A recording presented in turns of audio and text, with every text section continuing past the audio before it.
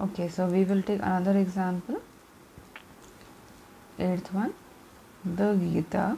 ये फर्स्ट है हमारा क्योंकि अंडरलाइन होगा, so we will write like this. The Gita, ये हमारा सब्जेक्ट हो गया. अब हम हेल्पिंग वर्ब लगाएंगे जो कि होता है इज़, एम और आर. तो हम लगाएंगे Gita is a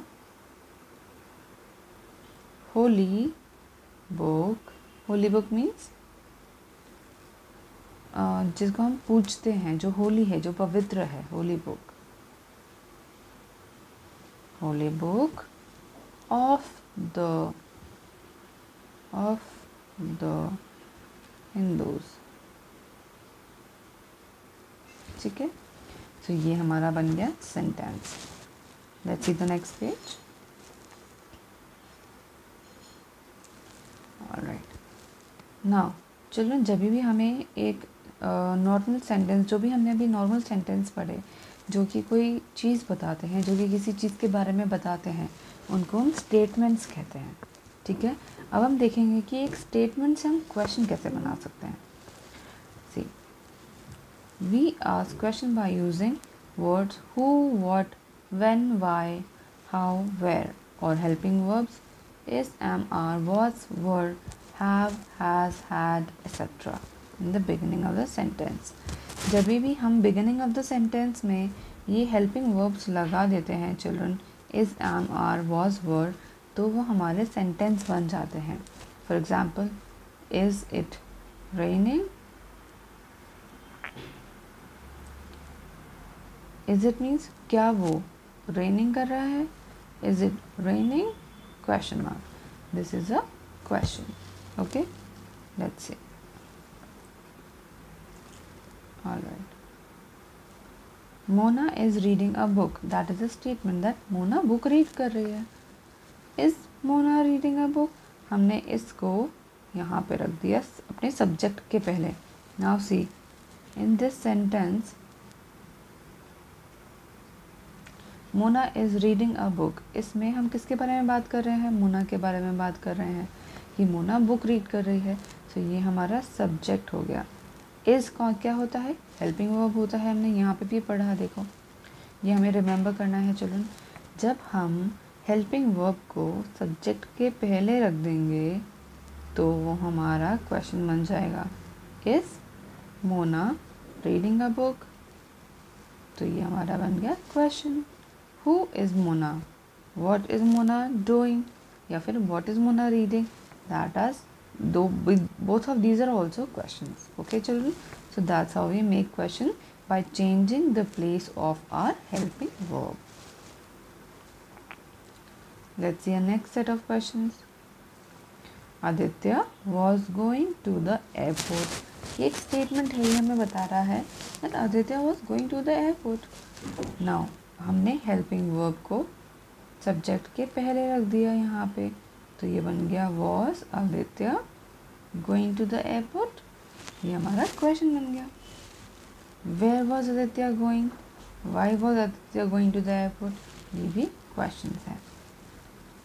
now see children, in your exercise you have to make questions from these statements. यहाँ पे स्टेटमेंट दिया है और आपको क्वेश्चन बनाना है.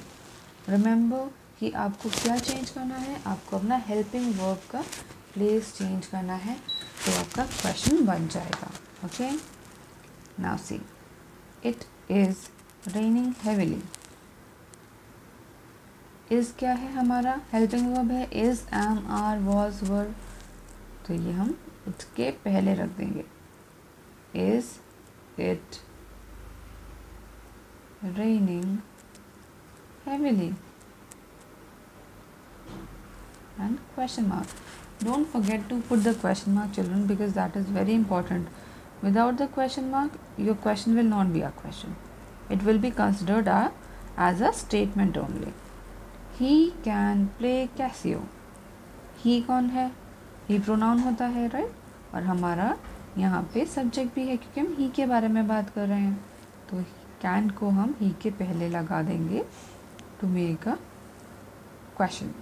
So we will write can he play Casio.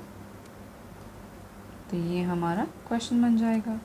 Alright, so that's how you have to do all this exercise here. Last question, question number 5. Again you have to do the same thing. Rearrange the words to make questions.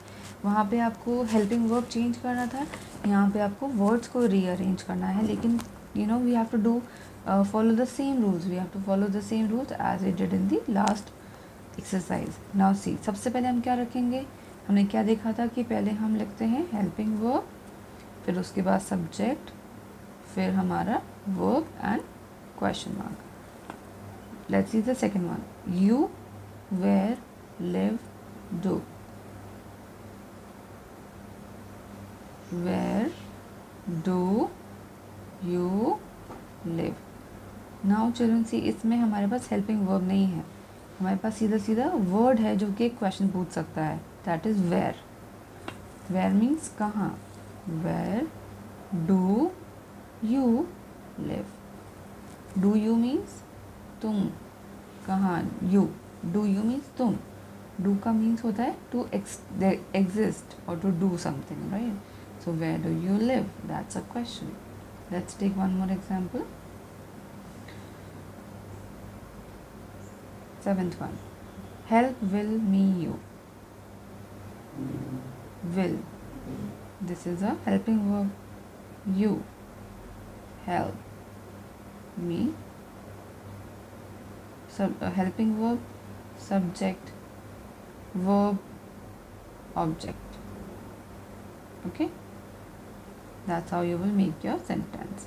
And that's your homework for today, children. If any confusion, please ask me. Thank you so much.